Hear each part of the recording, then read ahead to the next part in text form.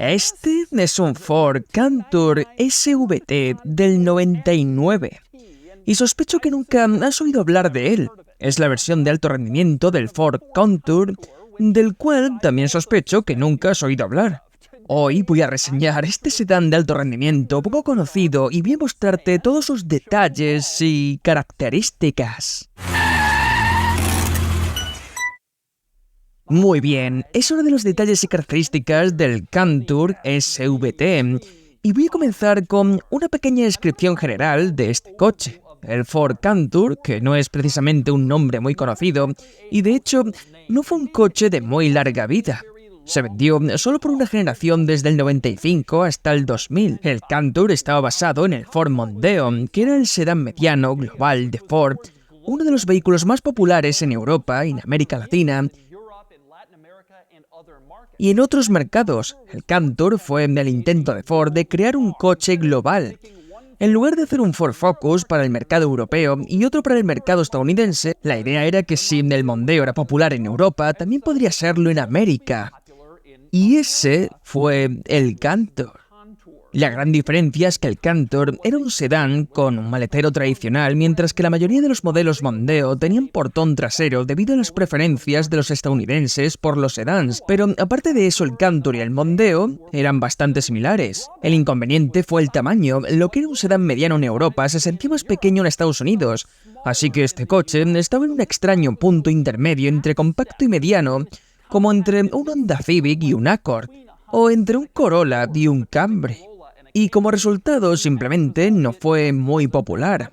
La tesis del coche global de Ford no funcionó realmente con el Contour. Pero también hubo una versión de lujo del coche vendida aquí en Norteamérica, el Mercury Mystique, que fue aún menos popular y por lo tanto incluso menos común que el Contour. Pero este Contour en particular es especial porque es la versión de alto rendimiento SVT.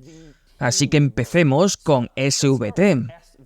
Eso era Special Vehicle Team, y ellos eran responsables de algunos Ford de alto rendimiento de la época, el SVT Lightning, por supuesto el SVT Cobra, y también este. De hecho, el nombre SVT era prácticamente sinónimo de modelos deportivos de Ford, hasta que Ford reunió todas sus marcas de rendimiento bajo el paraguas de Ford Performance, que todavía existe hoy en día, pero este era un SVT. En cuanto a potencia, la versión base del Ford Contour tenía un motor de 4 cilindros y 2 litros, o podías mejorar a un V6 de 2,5 litros con 170 caballos, o si conseguías la versión SVT, tenías una versión de alto rendimiento de SV6 con 200 caballos, lo que en ese momento era una cifra bastante buena en un coche relativamente pequeño como este. Y debajo del capó puedes ver que el equipo de vehículos especiales tiene su propia placa en el motor y específicamente te recuerda que este no es solo el Contour normal, este es el especial. Además del aumento de potencia frente al Contour estándar, también había muchas otras mejoras, una de las cuales era que venía obligatoriamente con transmisión manual de 5 velocidades. El Contour SVT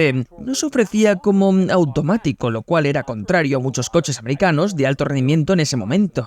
Pero más allá de la potencia adicional, el Contour SVT también tenía muchas otras mejoras para hacerlo más deportivo y distinguirlo del modelo normal.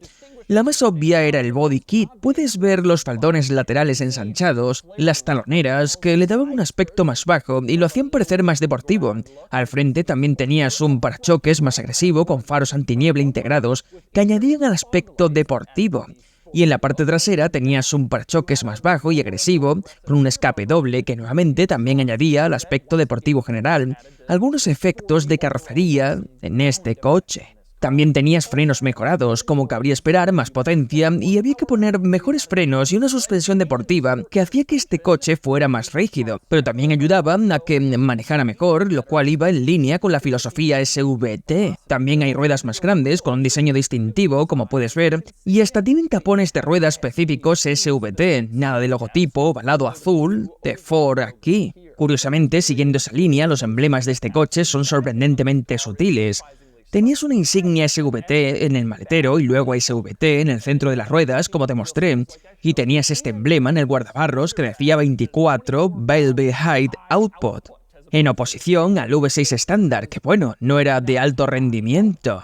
No había ninguna otra insignia específica, pero otro pequeño detalle está en el pilar C de la puerta trasera. La palabra Cantor está impresa en este panel de imitación de fibra de carbono. Obviamente en el coche normal no había carbono falso, pero en el SVT sí.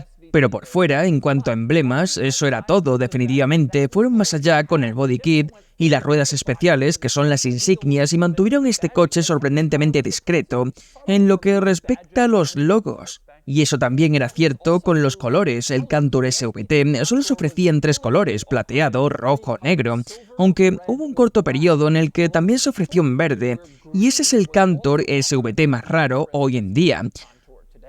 Pero no tenías colores chillones, ni podías elegir entre muchos otros.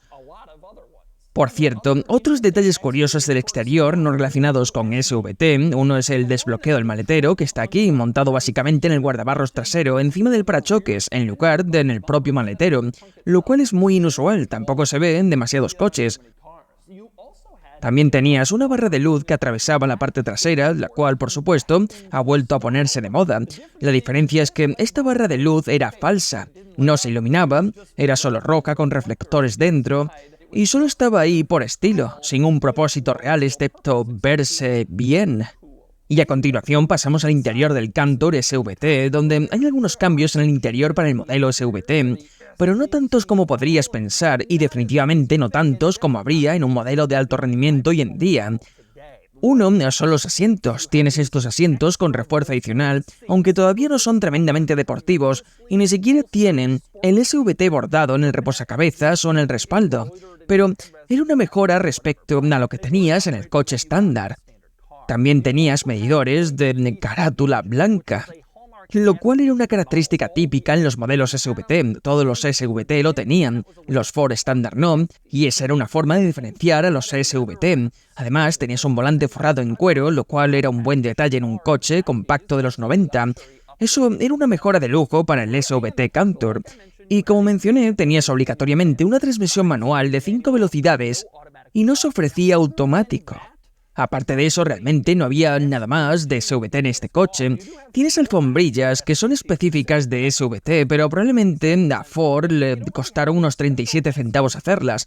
Realmente no tenías ningún emblema, ni logotipo especial, ni placas repartidas por el interior. Ni siquiera tenías una pequeña placa que recordara a los pasajeros lo especial que era este coche. Cuando comprabas un Cantor SVT, sí recibías un certificado enmarcado anunciando tu compra de un producto especial SVT, pero no podías exactamente colgar eso dentro del coche para mostrarle a la gente lo especial que era. Realmente no había muchos detalles distintivos de SVT en el Cantor. Dicho esto, el Cantor SVT era el modelo top de gama, así que estaba bastante bien equipado. Tienes estos asientos deportivos, pero también vale la pena señalar que eran de cuero, lo cual no siempre se veía en coches compactos medianos en esa época.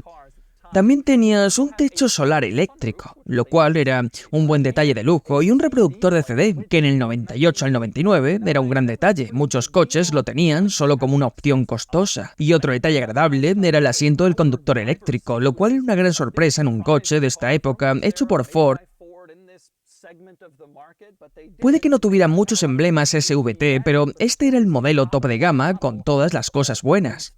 A pesar de eso, el interior sigue siendo bastante económico. Esto sigue siendo un Ford de los 90, así que todavía tienes plástico típico de Ford de los 90 por todas partes. El tablero, la consola central, donde mires, es bueno, plástico de aspecto relativamente barato, plástico que se siente barato. Así era como se hacían estos coches. Ford, Chevrolet, pero también los japoneses, incluso los alemanes, sobreutilizaban el plástico en los 90 y no ha envejecido bien desde entonces. Este coche ciertamente tiene el aspecto y la sensación de un coche relativamente barato, pero también tiene algunas rarezas bastante inusuales, como por ejemplo las salidas del aire acondicionado en la consola central. Puedes ver 2 de ellas bastante estándar, pero luego hay un agujero al lado donde supongo que podrías poner como monedas, aunque nadie realmente lo iba a usar. ¿Por qué no simplemente hacer estas salidas de aire más grandes? Podrías proporcionar más aire acondicionado y calor a la cabina en lugar de este pequeño compartimento para monedas, pero por alguna razón decidieron priorizar eso sobre la climatización. Y aquí hay otra rareza curiosa del coche: las palancas que salen de la columna de dirección para las luces direccionales y los limpiaparabrisas son, bueno, cortas y robustas. Normalmente estas palancas tienen un alcance más largo para llegar a la columna de dirección, pero en este coche la propia columna se ha ensanchado y la palanca de la luz direccional tiene solo quizás 2 o 3 pulgadas de largo. Es un poco inusual. No es realmente notable cuando estás usando esos controles, pero cuando las miras te confunde un poco y parece extraño. ¿Y qué tal el hecho de que la palabra Cantur está impresa en este pedazo de plástico barato, que está montado en otro pedazo de plástico barato, que luego está montado en el plástico barato del tablero? No estoy seguro de por qué sintieron que tenían que recordarte que estabas en un Cantur, o por qué tenía que estar montado en un panel de plástico separado que estaba montado en otro panel de plástico, pero por alguna razón eso fue lo que hicieron y ciertamente es un poco extraño. Y otra rareza interesante, de esta vez agradable, las luces de lectura en el coche. Como puedes ver, son móviles, así que las enciendes y luego puedes moverlas para iluminar perfectamente tu regazo. Si tienes un mapa ahí y estás tratando de leer algo, o puedes apuntarlas hacia el pasajero si quiere más luz. Igual que en un avión, tienes luces de lectura ajustables, lo cual también es bastante genial. Además, otra rareza interesante en el techo, este es el interruptor que mueve el techo solar eléctrico para abrirlo o cerrarlo. Puedes ver que está empujado completamente hacia un lado, tanto que tuvieron que moldear el plástico por separado para acomodarlo, pero no hay nada en el medio. Podría haber estado en cualquier parte de este panel, pero en cambio está en este lado y requirió un diseño especial del plástico para adaptarlo, aunque podría haberse colocado en cualquier otro lugar y habría sido más fácil. Eso es bueno y ciertamente es muy raro. Luego pasamos a la parte trasera del SVT Cantur. Dos cosas interesantes aquí. Número uno, es ajustado. Mis rodillas están pegadas al asiento delantero de una manera incómoda y mi cabeza está contra el techo. Como mencioné, este era un sedán mediano en Europa, pero cuando lo trajeron a Estados Unidos era demasiado pequeño para ser mediano, pero demasiado grande para ser compacto, y estaba en esta extraña clase de tamaño que nadie sabía exactamente cómo clasificar. Este coche era unas 5 pulgadas más corto que el Toyota Camry de su época, el sedán mediano más popular, y por lo tanto realmente no tenía tanto espacio, lo que se tradujo en un asiento trasero más pequeño, que no habría sido muy cómodo para uso familiar. Pero dicho esto, para el SVT Cantur, prestaron especial atención a los asientos traseros y les dieron un diseño más deportivo. Puedes ver que el cuero está como enrollado en el centro, casi para crear un tipo de respaldo tipo bucket en la parte trasera, en lugar de un banco plano a lo largo como tendría el coche normal. Es más un asiento tipo bucket para los pasajeros traseros individuales de los lados. Obviamente, eso comprometió la comodidad del pasajero del asiento del medio, pero así lo hicieron para crear un asiento trasero de rendimiento. De nuevo, no es tan agarrado como un asiento tipo bucket que te mantendría en su lugar en un circuito, pero es mejor que lo que tendrías en un coche estándar y me sorprende que se hayan tomado la molestia de hacerlo en la parte trasera. Hablando de los asientos traseros, son interesantes de comentar en el contexto del maletero. Abres el maletero, un pequeño botón en el control remoto, levantas y puedes ver que es excepcionalmente grande, especialmente para un coche compacto mediano, un maletero bastante amplio, y sospecho que eso proviene del origen del Cantur como hatchback cuando era el Mondeo en otros mercados. Para convertirlo en sedán probablemente tuvieron que poner una ventana trasera y tal vez mover algunas cosas hacia adelante. Se mantuvo el gran espacio de carga del maletero, pero como resultado se sacrificó algo de espacio para los asientos traseros. Así que asiento trasero pequeño, maletero grande, una combinación inusual y probablemente contribuyó a que este coche no tuviera una gran aceptación debido al interior reducido. Otro beneficio agradable del maletero es que tienes estos pequeños círculos montados en la parte superior. Esos son cierres para liberar los asientos. Tiras, el asiento trasero se desbloquea y luego puede plegarse, derecha e izquierda por separado, plegado, dividido. Así que si tienes algún objeto más grande que este maletero, puedes plegar los asientos y meterlo. Un poco de practicidad extra de tu SVT Cantur.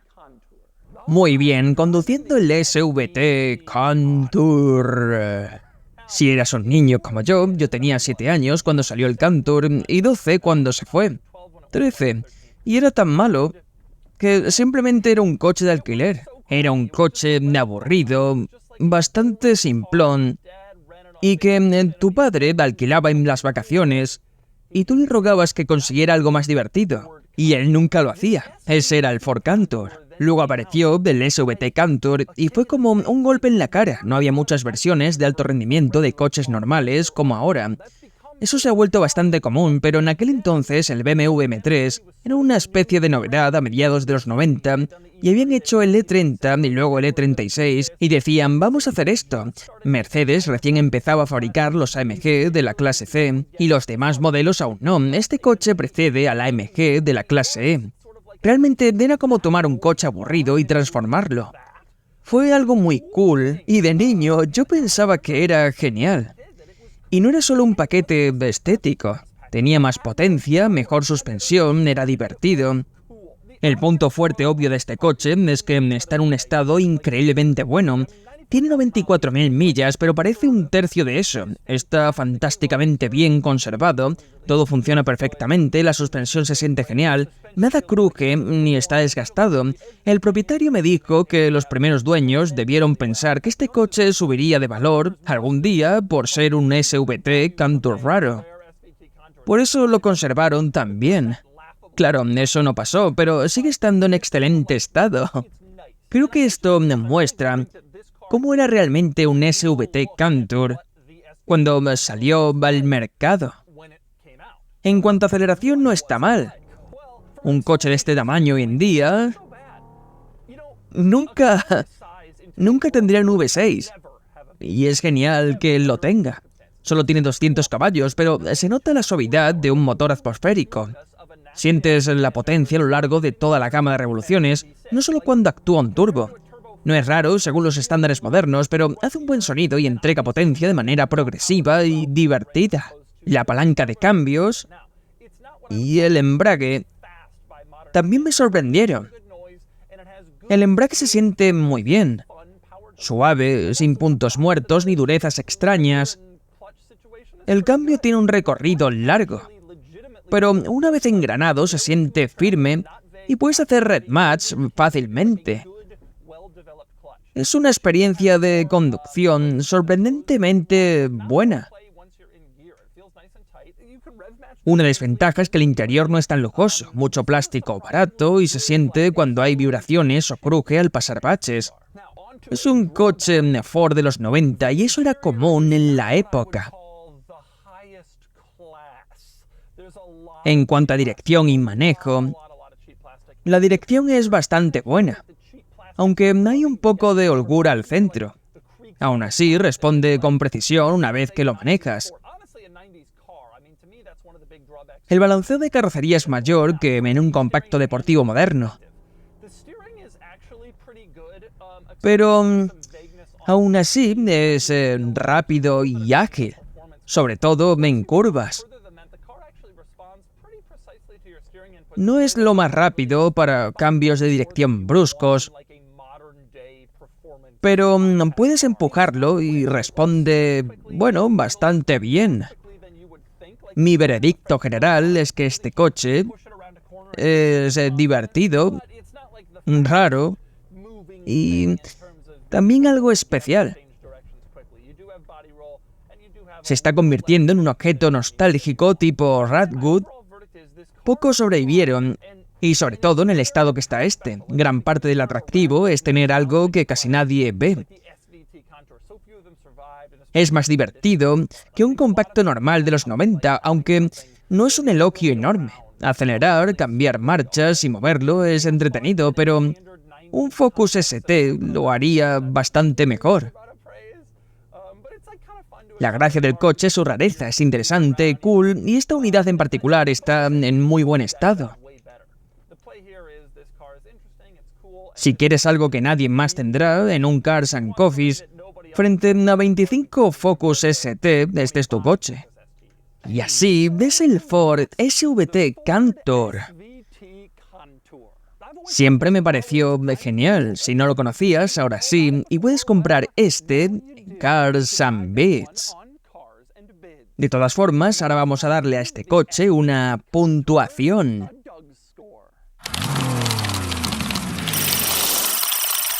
Y la puntuación es de 43 de 100. Aunque nada es realmente comparable porque casi no se hicieron coches como este en esa época. El SVT Cantur es sorprendentemente divertido y visualmente atractivo, un coche nerd raro y curioso, y por su precio, más emocionante de lo que uno podría esperar.